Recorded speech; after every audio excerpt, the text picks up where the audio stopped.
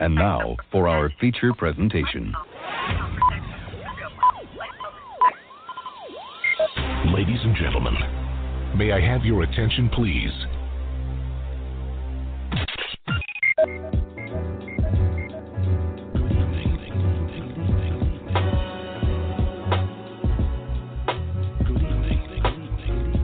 You're listening to Straight Talk with Dean and Mark. Call in to join the conversation at 646-668-8393. Welcome to Straight Talk with Dean and Mark. It's the six-man Dean Geronimo in the studio with Mark Lee, and we welcome you to yet another exciting episode of our show.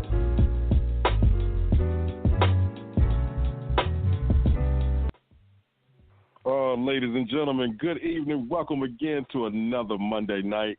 It is the 18th of March, 2019. Spring is 2 days away, but it's the six-man Dean Geronimo, and as always, from NJ to NC, I'm in the studio with my man, my right-hand man, Mark Lee. So, Mark, tell me what's good in your neck of the woods, my brother.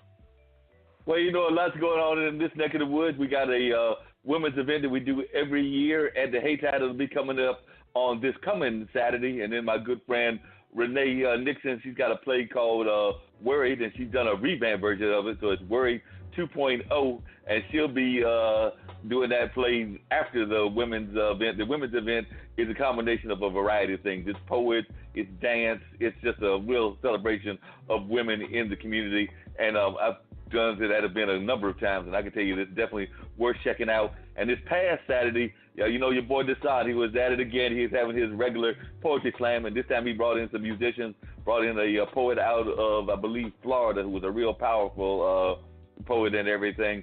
So they were definitely rocking it, had the band playing. They don't always have a band with the poetry slam, but they had a band, had a couple of vendors, including a brother that I'm going to try to see if I can get him on the show, because he's a guy that does that New Orleans-style cooking, and he gave me some of that, I believe it was some jambalaya he gave me, and I was definitely enjoying it. So he knows what he's doing. The man is definitely on top of his A game. So I'm going to tell you, if I can't find his card and if we can't get him on the show.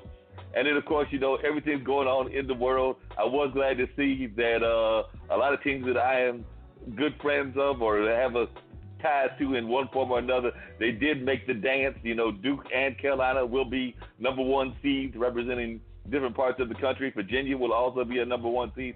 So the ACC has got three teams that will be number one seeds. But, you know, some of the smaller colleges made it as well. Gardner-Webb will be in the house in the dance, as will North Carolina Central. Now, there's a possibility that we might have a battle of Durham. Now, you know, when they play in football, it's usually a slaughter. It'll probably be a slaughter in basketball as well. But there is a possibility that Lavelle Moulton can pull it off, that win in the play-in game, which will be taking place, I believe, on Wednesday, and they'll be playing North Dakota State. There is a possibility that he could be going up against Duke. So these schools that are only about maybe 4 or 5 miles apart from each other could be facing each other in the round of 64, because, like I said, you know, we're at the 68 teams, but they got those 4 teams that play to get into the 64. And there is a possibility that once we get down to the actual 64, and actually I guess it's 8 teams that are playing to cut it down to one. Now that I think about it, it might be 8 teams that are playing to knock it down to the 64. Yeah, that would make sense, because you got 8 teams, and that's 68. Then you get it up to the winners, then you're at 64. So, but those teams, so Central can pull it off. They might be playing against their, we'll call them their big brothers, just up the road and everything. So that should be really interesting. I'm hoping that if that happens, one of the things that they bring out is the fact that one of the godfathers of Central was also very much involved with just the founding of basketball, that being Mr. McClendon. Because, you know, Mr. McClendon was a disciple of, from what I understand, of Mr. Naismith, who was, of course, the man that they credit for founding basketball and things of that nature. So I'm hoping that they bring that tie up, and who knows, they may bring up the great, the hidden game as well. So there was a game. Now, given it was, I believe, graduate students from Duke that played Central in the hidden game, but that game was way back in the history books, and they made movies about it and things of that nature. So hopefully, if nothing else, some of that history will come out, and we'll find that out going on. So I was glad to see that my Marquette Warriors made it as well. So, well, that's what I call them. We still go by the old name, but they are now the Golden Eagles and have been the Golden Eagles for a while. But those of us that are old school, we still like to call them the Marquette Warriors, and we like that Warrior spirit that they have when they play in those games. Because no matter when they're down, they were even down, and I did not like the refs in that Big East semifinals game. I don't know what they were smoking, making all them crazy calls, but they kicked out our two best defensive players and then said, wait a minute, the star of Seton Hall, you're out of the game, and then they let them back in the game. So I'm still confused about all of that stuff. But wow. Like I said, basketball is all kinds of full of interesting things that go on, but we did not make it into the finals. We were there in the semis and everything, but did not make it to the finals, and I thought there were some questionable calls, but hey, that's just the way things roll sometimes. You just go with it, but we did make the dance. We're a 5 seed, and I'm a little worried because we're playing Murray State, and Murray State is one of those schools kind of like Gonzaga historically, even though Gonzaga is the number 1 seed now, but back before they became that force, and some of them other schools that, you just kind of worry about them. VCU is another one. They get that low-seeded bid, but they just have a habit of knocking off folks. So I'm hoping my boys bring their A game because I do know that Murray State is a dangerous team. So I'm hoping they bring their A game so that we can make it to the next round. It'll be interesting to see, and so folks are ready for the knockoffs, the upsets, and everything that comes with March Madness. You know what I mean? So my question for you is, are you going to do a pool? Because I do a pool every year. Sometimes I do them online. Definitely one of my jobs. MI does one. I don't remember if I did one last year, but I know I did one at least several of the years, and I'll probably have another one in the pool madness as well. Like I said, I think the closest I've come is maybe making it out of the first round and still having a shot, but usually by the second and the third, that's when them upsets come down and I'm out of the picture. But maybe this will be my year. So are you going to do one? That's my question to you, Dean. I mean, I do it for fun. I don't plan on winning anything from it. So, but if you ask me, I would like to see, he goes by one name. He is Zion, and those Duke Blue Devils, I say Coach K gets another one. So it's quite possible. It's quite possible that another one could be coming to Durham. And like I said, they may start their journey off by pummeling their boys right here from their own hometown, or they might have mercy on them. They might let them, stay in the game for the first half just because, it's that hometown kind of thing. And I believe that a lot of those kids, the kids from Carolina, the kids from Duke, and even the kids from Central, they oftentimes wind up playing each other in pickup games because they're all in the same neighborhood, even the kids from State. So, I'm sure that there'll be some folks that might know each other from just the playgrounds and everything right here in the area. Oh, I think I heard the bell. Yeah. But before we get to that bell, I hope that's Melissa on the line. Now, the other thing I was talking to you, and I just want to make this real quick comment, is, our boy, the president, was at it again. And no, I'm not claiming him. I still am not claiming him. But on Sunday, he sent out 29 tweets and retweets, which in and of itself, they say is a remarkable thing to say about the chief executive of the United States. As a matter of fact, the guy that wrote this article, he says he is a prolific tweeter and retweeter himself, and he only sent out 15 tweets. I mean, I know I only sent out maybe if I'm lucky 1 or 2 in during the course of a day or everything, and some of those are retweets from Instagram and things of that nature. So I'm nowhere near what these guys are talking about, 15 and 29, but I do try to get the word out about what we're doing here and other things, and Twitter is a forum, but they said that it wasn't just the sheer quality of what he said, but also what he said in them. And this, among the summary of things he said the SEC or the FEC, so maybe he was confused. He said the Federal Communications Commission or the Federal Election Commission should investigate whether Saturday Night Live and late-night talk shows are in collusion with Democrats and or Russia because they attack him so consistently. I don't know if he knows what I know, but I've been watching.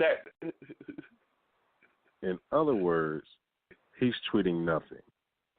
He's tweeting nothing, but because I've been watching those kind of shows for years, and that's generally what they do no matter who's in office. They kind of like, that's kind of the job of a comedian, is to kind of like talk a lot of junk about society and even the president as well. So that had nothing. Then he attacked late Senator John McCain for allegedly sending the FBI the Steele dossier before the election and working with Democrats to do so.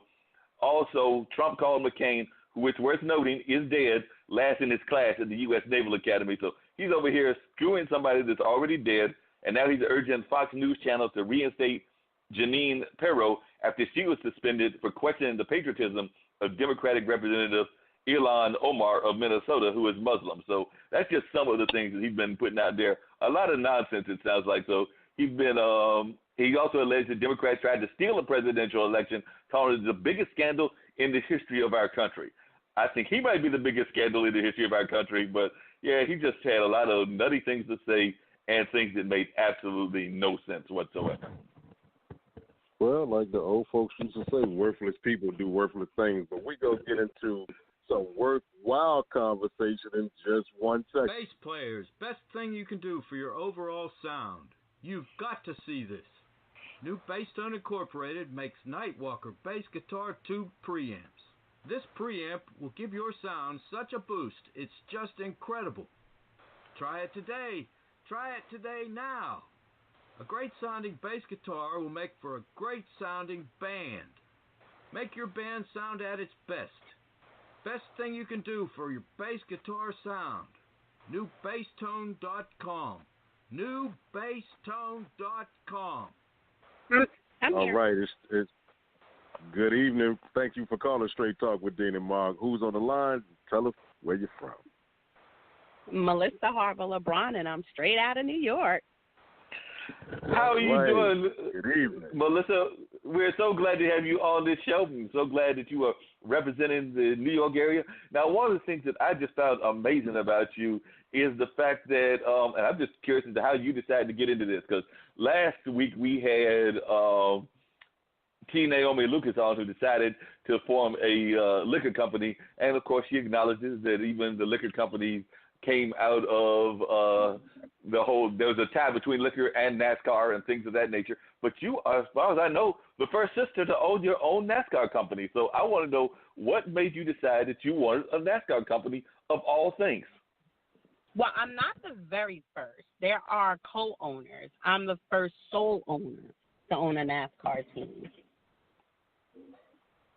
And what made you decide to get into this? I understand that you were a single mother at the time that you decided to do this, and I understand that might have been part of the reason that you got into it, is because you were. That's what I read. I read that you were somehow, they might have been interested. Maybe they were racing cars. I don't know what they were doing, but what about your kids got you to make the fact that you wanted to join and buy a team, basically? So my journey was long getting to NASCAR.